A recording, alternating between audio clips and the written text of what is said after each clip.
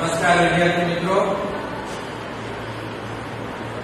આપણા આ વિડિયો લેક્ચરની અંદર આપણે ધોરણ 10 ની અંદર ગણિતનું 5મું પ્રકરણ એટલે સમાંતર શ્રેણી, તેની અંદર આપણે સ્વાધ્યાય 5.1 ની અંદર દાખલા નંબર 3 કે જેની અંદર આપણને શ્રેણી આપેલી છે, આ શ્રેણીની અંદર આપણે પ્રથમ પદ શોધવાનું છે અને બે પદ વચ્ચેનો સામાન્ય તફાવત શોધવાનો છે. તો પ્રથમ પદ આપણને શ્રેણી જોઈને જ મળી જાય છે.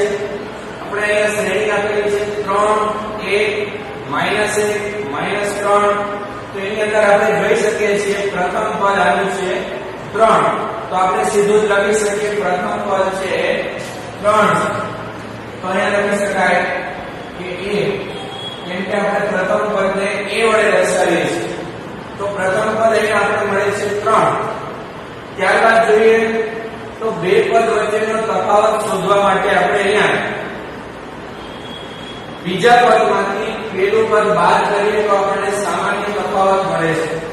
એટલે તફાવત આપણે શોધીએ તો d બરાબર બીજું પદ એટલે કે 1 માઈનસ પહેલું પદ એટલે કે 3. તો આપણને તફાવત અહીંયા મળે છે -2. તો આવી રીતે આપણે અહીંયા પ્રથમ પદ અને સામાન્ય તફાવત છે સરળતાથી શોધી શકીએ છીએ. બીજા દાખલાની વાત કરીએ તો એના પછી દાખલા નંબર છે 3. એમાં આપણે જોઈએ તો રકમ આપેલી છે આપણે 1/3, પછી આપેલું છે 5/3, 9/3 અને 13/3. આપણને આ શ્રેણી આપેલી છે. હવે આની અંદર આપણે પ્રથમ પદ શોધવાનો પ્રયત્ન કરીએ તો પ્રથમ પદ આપણને અહીંયા દેખાય છે 1/3 અને સામાન્ય તફાવત આપણે શોધીએ તો બીજા પદમાંથી પહેલું પદ બાદ કરવાનું છે. તો બીજું પદ એટલે 5/3 માઈનસ પહેલું પદ એટલે 1/3. તો અહીંયા જોઈએ તો છેદ સમાન છે એટલે છેદને આપણે એક વખત લખશું અને અંશની બાદબાકી 5 ઓછા 1 એટલે અહીંયા મળી જાય 4. તો આવી રીતે આપણે સામાન્ય તફાવત મળે છે 4/3. બાકીના દાખલાઓમાં જે છે બીજો અને ચોથો દાખલો એ તમારે હોમવર્કની અંદર કરવાનો છે, જે છેલ્લા દાખલાઓ છે. ત્યારબાદ આપણે વાત કરીએ દાખલા નંબર 4 ની અંદર. તો દાખલા નંબર 4 માં આપણને કીધું છે કે સમાંતર શ્રેણી કઈ છે. જો સમાંતર શ્રેણી બનાવે તો સામાન્ય તફાવત d અને પછીના 3 પદ લખો. તો અહીંયા આપણે શોધવાનું છે પહેલા દાખલાની અંદર આપણને આપેલું છે 2 4 8 16. શ્રેણી આપેલી છે 2 4 8 16. હવે આની અંદર આપણે પહેલા તો એ ચેક કરવાનું છે કે શ્રેણી એ સમાંતર શ્રેણી છે કે નહીં. તો સમાંતર શ્રેણી છે કે નહીં એવું આપણે આની પહેલાના લેક્ચરની અંદર ભણી ગયા. જો સમાંતર શ્રેણી હોય, જો આપેલી શ્રેણી સમાંતર શ્રેણી હોય તો એના કોઈ પણ બે પદ વચ્ચેનો તફાવત એ સમાન મળવો જોઈએ. તો આપણે અહીંયા જોઈએ બીજામાંથી પહેલું પદ બાદ કરીએ આપણે તો બીજું પદ માઈનસ પહેલું પદ એટલે કે 4 - 2. તો આપણને અહીં મળે છે 2. ત્યાર પછી ત્રીજામાંથી બીજું પદ બાદ કરું તો ત્રીજું પદ માઈનસ બીજું પદ. તો ત્રીજું એટલે 8 અને બીજું એટલે 4. તો 8 માંથી 4 બાદ કરું તો અહીંયા મને મળે છે 4. એટલે કે બે પદ વચ્ચેનો તફાવત મને અહીંયા સમાન મળતો નથી. તો અહીંયા લખી શકાય કે a2 - a1 બરાબર નથી a3 - a2. એટલે કે આ બે પદનો તફાવત સમાન નથી.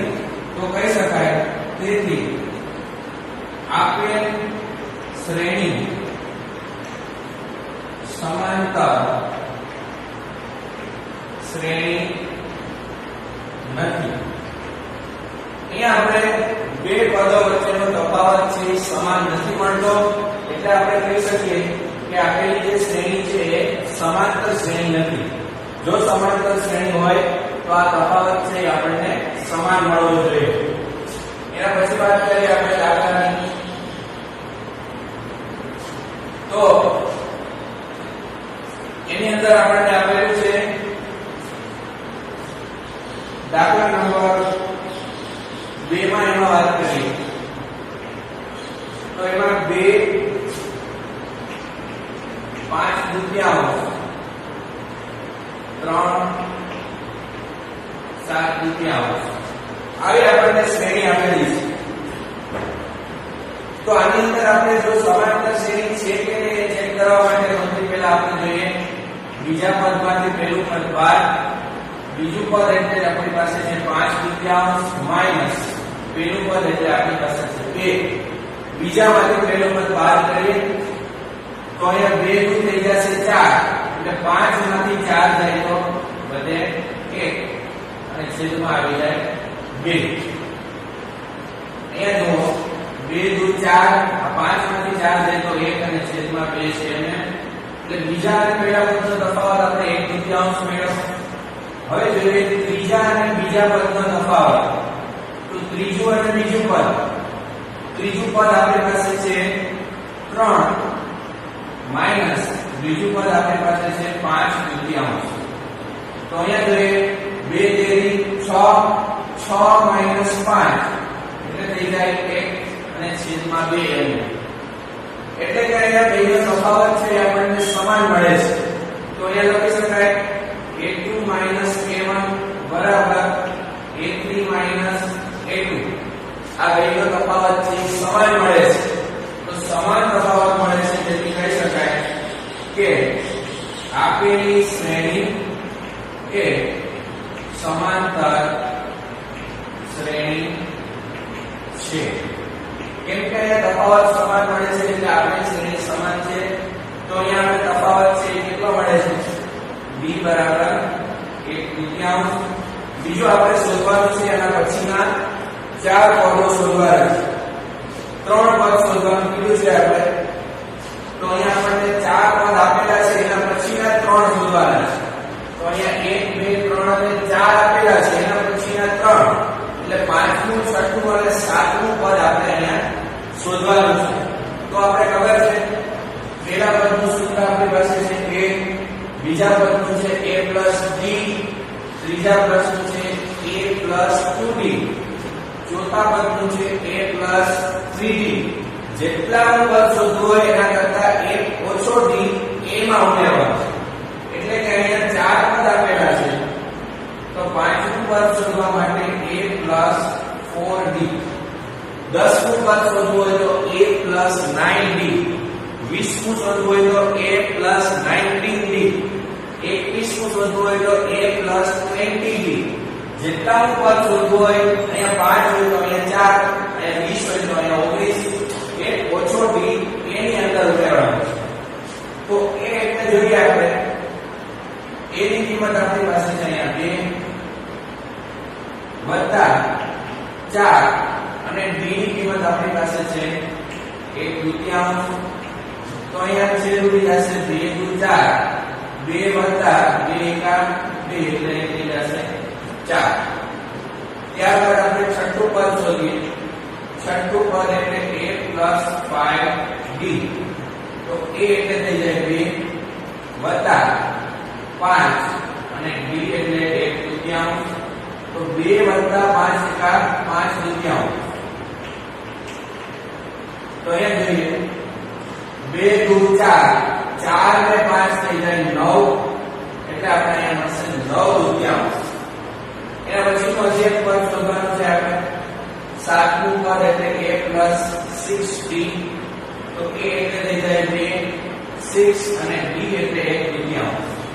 તો એ થઈ જાય 2 તેરી 6, 3 એકા 3 અને 2 5. તો આ મળી ગયું આપણે એનું 7મું પદ. તો આવી રીતે આપણે પદો છે શોધી શકીએ. જો આપણે 10મું પદ શોધવું હોય તો a + 9d. આવી રીતે આપણે કરી શકીએ છીએ દાખલા. ત્યાર પછીના દાખલાની વાત કરીએ તો બાકીના બધા જ દાખલાઓ છે એની અંદર છેલ્લા છે. આપણે કરીએ વાત દાખલા નંબર એમાં 5 ની. તો જોઈએ 5મો દાખલો. તો એની અંદર આપણને રકમ આપેલી છે 3 અહીંયા છે 3 વત્તા વર્ગમૂળ 2. અહીંયા છે 3 વત્તા 2 વર્ગમૂળ 2 અને છે 3 વત્તા 3 વર્ગમૂળ 2. તો પહેલા તો આને આપણે ચકાસવું પડશે કે આપેલી શ્રેણી છે એ સમાંતર શ્રેણી છે કે નહીં. તો ચકાસવા માટે આપણે ખબર છે બે પદોનો તફાવત સમાન હોવો જોઈએ. તો અહીંયા જોઈએ પહેલા આપણે બીજામાંથી પહેલું પદ બાદ કરીએ તો a2 - a1. a2 એટલે 3 વત્તા વર્ગમૂળ 2 માઈનસ a1 એટલે પહેલું પદ એટલે કે 3. તો 3 ને 3 કેન્સલ થઈ જાય. અહીંયા આપણે મળે છે વર્ગમૂળ 2. ત્યાર પછી જોઈએ ત્રીજા અને બીજા પદનો તફાવત. તો ત્રીજું પદ છે મારી પાસે 3 વત્તા 2 વર્ગમૂળ 2 માઈનસ બીજું પદ છે મારી પાસે 3 વત્તા વર્ગમૂળ 2. તો જોઈએ આગળ એમાં તો મળે છે આપણને 3 વત્તા 2 વર્ગમૂળ 2 માઈનસ ની નિશાની અંદર આપીએ -3 માઈનસ પ્લસ માઈનસ વર્ગમૂળ 2. તો અહીંયા જોઈએ 3 3 કેન્સલ થઈ જાય. 2 વખત વર્ગમૂળ 2 માંથી 1 વખત વર્ગમૂળ 2 બાદ થઈ જાય. તો અહીંયા આપણને મળે છે વર્ગમૂળ 2. એટલે કે બેયનો તફાવત સમાન આવે છે. તો અહીંયા લખી શકાય a2 - a1 બરાબર a3 - a2. એટલે કે બેય તફાવત સમાન મળે છે વર્ગમૂળ 2.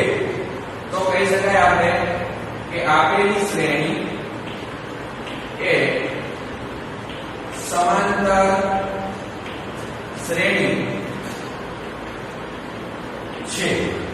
આપેલી શ્રેણી સમાંતર શ્રેણી છે કારણ કે બે પદોના તફાવતો છે સમાન મળે છે. કોઈ પણ પદના તફાવત સમાન મળે છે.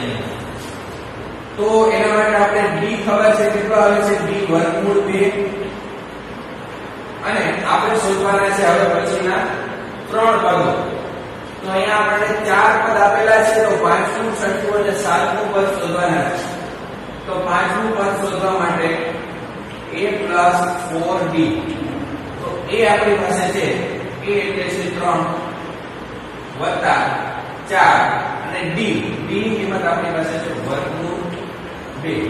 તો આ મળી ગયું. આપણે 5મું પદ. છઠ્ઠા પદની વાત કરીએ તો છઠ્ઠું પદ આપણી પાસે છે a + 5b. તો છઠ્ઠું પદ a એટલે આપણી પાસે છે 3. ત્યારબાદ 5 અને b એટલે આપણી પાસે છે વર્ગમૂળ 2 અને એવી જ રીતે આપણી પાસે 7મું પદ છે a + 6b. તો 3 + 6 વર્ગમૂળમાં 2. તો આવી રીતે આપણે દાખલાઓ કરી શકીએ છીએ. ધન્યવાદ.